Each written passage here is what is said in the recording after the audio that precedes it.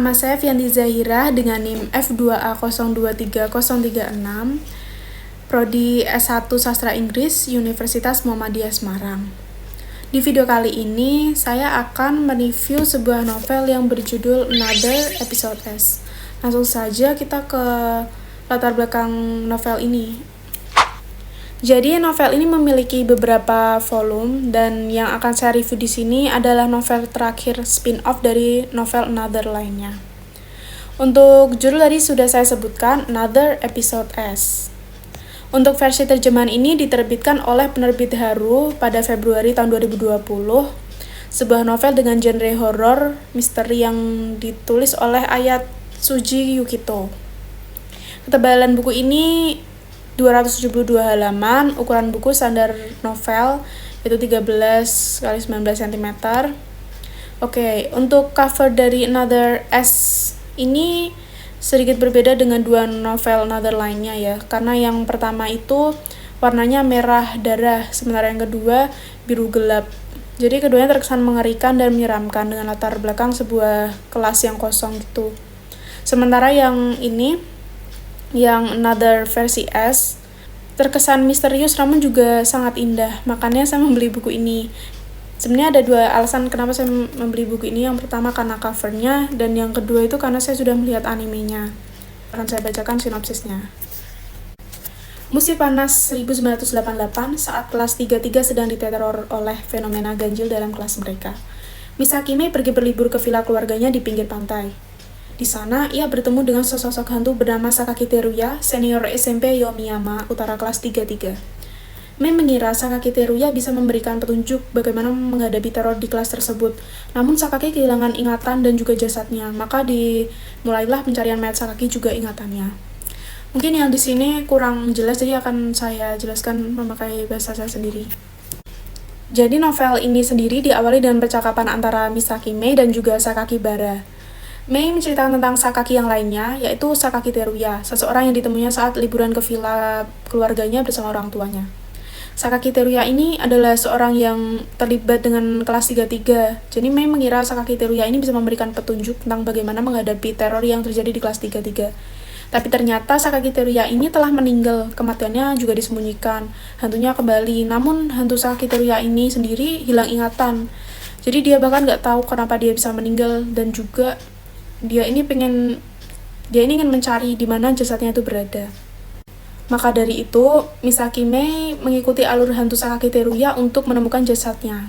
Akhir dari novel ini sangat mengejutkan ya, dan tidak dapat dinalar atau dibayangkan dengan pikiran bahwa akhirnya tuh akan jadi seperti itu. Oke, mungkin sedikit saja untuk sinopsis dari novelnya. Jadi, jika kalian tertarik, mungkin kalian bisa membaca novel ini. Lalu selanjutnya saya akan membahas kelebihan dari novel ini. Yang pertama itu adalah covernya ya, bisa kalian lihat sangat menarik dan juga sangat mempresentasikan Misakime. Walaupun menurut saya covernya tidak sesuai dan berbeda dengan isinya. Tapi kisah hantu Sakaki Teruya yang hilang ingatan ini bisa membuat penasaran kenapa hantu bisa hilang ingatan, terus juga kenapa jasad si hantu Sakaki Teruya ini disembunyikan. Lalu selanjutnya tentang alur yang diambil si penulis, yaitu menjadikan Misakime sebagai seseorang pencerita novel ini secara misterius yang menyembunyikan informasi penting dari pembaca. Yang selanjutnya adalah tentang alur. Alur yang diambil si penulis yaitu menjadikan Misakime sebagai seseorang pencerita novel ini secara misterius menyembunyikan informasi penting dari pembaca, yang membuat akhirnya itu tidak bisa tertebak. Lalu peran Misakime ini sendiri sangat penting dan seakan-akan bisa mengikuti alur pikiran si hantu Sakaki Teruya. Ia memecahkan masalah dengan tenang dan menyadarkan show pada akhirnya. Plot twist di dalam novel ini sangat tidak terduga. Untuk penyuka misteri, mungkin ini adalah novel yang menarik dan juga membuat kita berpikir tentang bagaimana pemecahan masalah di novel ini. Intinya sang penulis, Ayatsuji Yukito ini sangat epik dalam merangkai alur dan narasi cerita. Oke, kita lanjut ke kekurangannya. Di novel ini, dengan alur yang mengejutkan bahwa Mei hanya berhalusinasi. Mungkin jika dijadikan sebuah live action akan mudah tertebak karena kita sudah melihat pemerannya, sudah melihat aktor-aktornya. Karena di bacaan ini kan kita hanya terfokus pada alur cerita. dan nggak ditampilkan sosok aktornya. Lalu di beberapa part juga ada yang menurutku sangat menjijikan ya, kayak pas mayatnya Sakaki Teruyani ditemukan dan dijelaskan.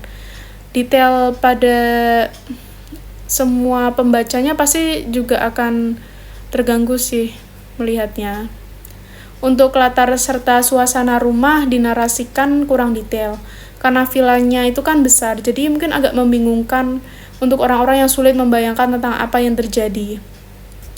Di novel ini pasti menganggap alurnya tidak jelas serta berputar-putar. Dengan hal ini yang tidak dapat dicerka, menurutku itu adalah kelebihan dan juga kekurangan dari novel ini. Mari kita ambil contoh teks dari novel ini untuk dianalisis. Di tengah malam yang sunyi, Misaki berjalan sendirian di lorong sekolah yang gelap. Setiap langkahnya terdengar jelas, menggema di sepanjang dinding yang dingin. Terdapat dua frasa preposisional di kalimat tersebut. Yang pertama, di tengah malam yang sunyi, dan yang kedua, di lorong sekolah yang gelap. Lalu ada klausa. Yang pertama ada klausa utama. Misaki berjalan sendirian di lorong sekolah yang gelap. Lalu yang kedua, klausa anak. Yang sunyi dan yang gelap adalah klausa penjelas yang memberikan detail tambahan pada waktu dan tempat. Selanjutnya ada diksi. Sunyi, gelap, jelas, menggema, dingin adalah pilihan kata yang menciptakan suasana yang mencekam dan juga misterius. Lalu yang terakhir kesimpulan. Dalam novel Another Series S, penggunaan frasa, klausa, dan diksi sangat penting untuk membangun atmosfer horor yang menakutkan dan penuh misteri. Frasa membantu memberikan detail yang memperkaya deskripsi. Klausa mengembangkan narasi dengan menambahkan kompleksitas pada kalimat, dan diksi menciptakan suasana serta memperkuat emosi yang dirasakan oleh pembaca. Analisis ini menunjukkan bagaimana elemen-elemen linguistik tersebut digunakan secara efektif dalam karya sastra horor. Oke, sekian dari saya. Terima kasih telah melihat video ini. Kurang lebih mohon maaf. Assalamualaikum warahmatullahi wabarakatuh.